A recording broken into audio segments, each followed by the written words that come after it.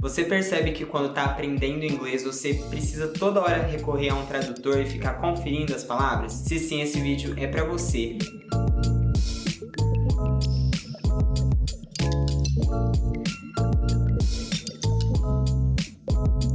E a primeira coisa que eu quero te falar é que o tradutor não é o seu inimigo. Sabia disso? Existe toda uma propaganda feita em cima da ideia de que se você está usando o tradutor toda hora, se você vai checar a palavra no tradutor, você não está pensando em inglês, né? Existe toda uma comoção em cima disso. E aí, por causa disso, muitos alunos, muitos estudantes de inglês se sentem para baixo, se sentem incapazes de estarem falando inglês, né? Não se sentem até às vezes fluentes em inglês só porque não tem esse pensar em inglês. Primeiro de tudo, como assim pensar em inglês, né? A gente é falante nativo de português, a gente acaba pensando em português também.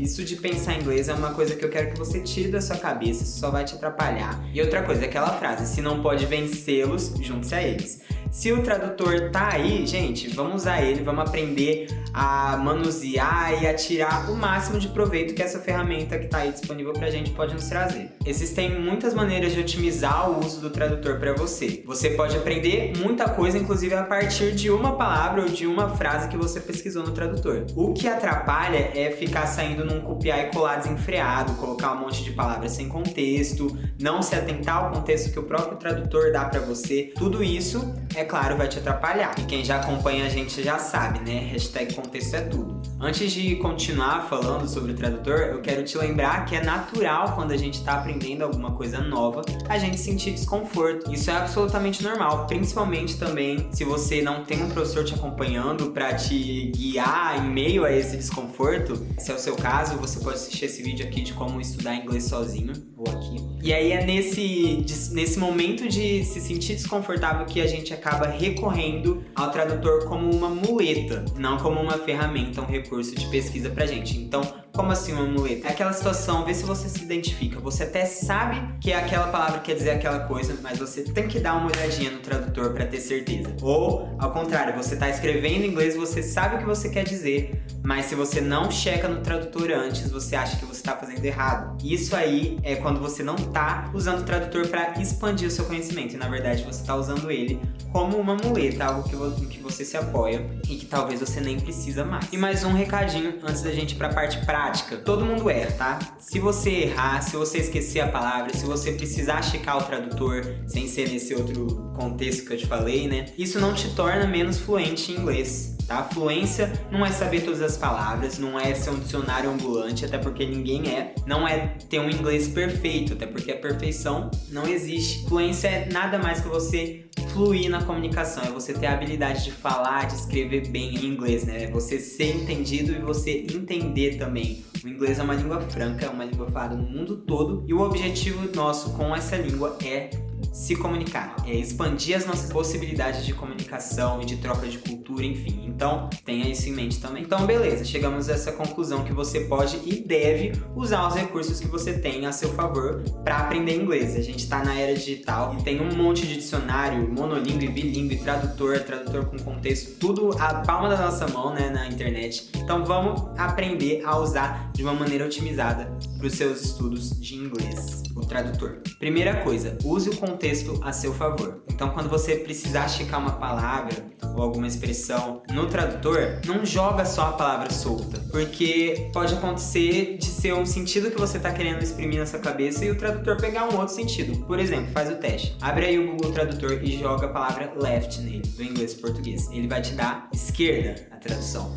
Mas e se nesse caso você está querendo falar left do passado do verbo leave, de deixou? E aí, entendeu? Então você precisa observar o contexto que a frase que você está querendo entender ou dizer está falando e alimentar o tradutor com esse contexto também para ele saber mais ou menos aí o que ele vai te dar e atentar e desconfiar do contexto que o tradutor está te dando também, se está batendo o mesmo sentido que você quer. E uma coisa muito legal para a gente expandir além disso, a partir disso, é você ver o contexto. Beleza, desconfiou, checou que é o contexto certo que você está querendo aquela tradução, você pode aprender a partir disso. Então, quais palavras costumam vir junto com essa palavra que você pesquisou? Aí você entra numa parte que é muito legal para sua fluência e para sua naturalidade na hora de falar inglês, que são as collocations. As collocations são nada mais que palavras que sempre vêm juntas umas das outras. É que nem a gente falar, por exemplo, frio intenso e um inverno rigoroso em português.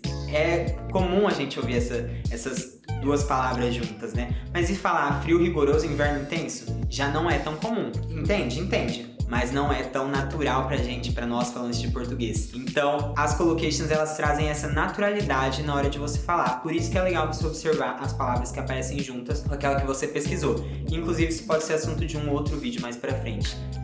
Só sobre collocations, que dá pra aprender muita coisa também. Uma dica para além do Google Tradutor é você procurar o dicionário reverso. Ele é muito legal porque você coloca a palavra lá e ele te dá vários contextos diferentes e traduções diferentes dessa palavra. Novamente, não toma como palavra final, né, absoluta, sempre desconfie. E se você já tem um nível de inglês mais avançado e não quer tanto ver a tradução, mas também quer ver contextos da palavra empregada, você pode ir no Cambridge Online Dictionary, que é bem legal também, é um dicionário monolíngue. Tem até uma seção de tradução, mas o legal mesmo de lá é você ver tudo que tem para te oferecer em inglês, de contexto, de diferentes sentidos, pronúncia, enfim, maravilhoso. Segundo ponto, estude como tradutor. A partir do que você viu no tradutor, do que você viu no contexto, do que você viu as palavras que aparecem perto, você pode pegar isso, essa nova palavra, essa nova expressão que você aprendeu e trazer para o seu contexto. Então você vai criar novas frases com essa palavra nova que você aprendeu a partir do seu próprio contexto. Então você pensa o que é realidade na sua vida, o que é importante, o que é relevante para você, e aí você monta uma frase empregando já o que você aprendeu de novo,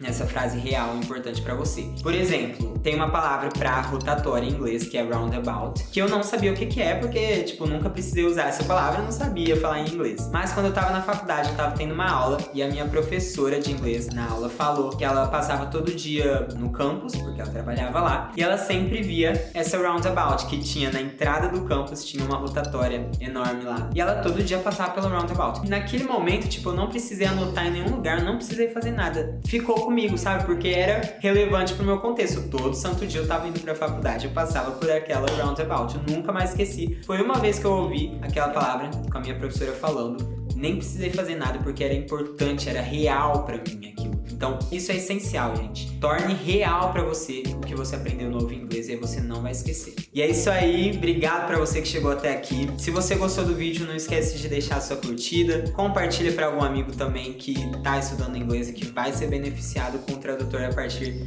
do que eu passei aqui pra você hoje. E não esquece de se inscrever aqui no canal, porque assim você vai receber os nossos vídeos toda vez que a gente postar direto na sua linha de inscrições. E a gente se vê semana que vem com a Vitória, dessa vez comigo. Bye, bye!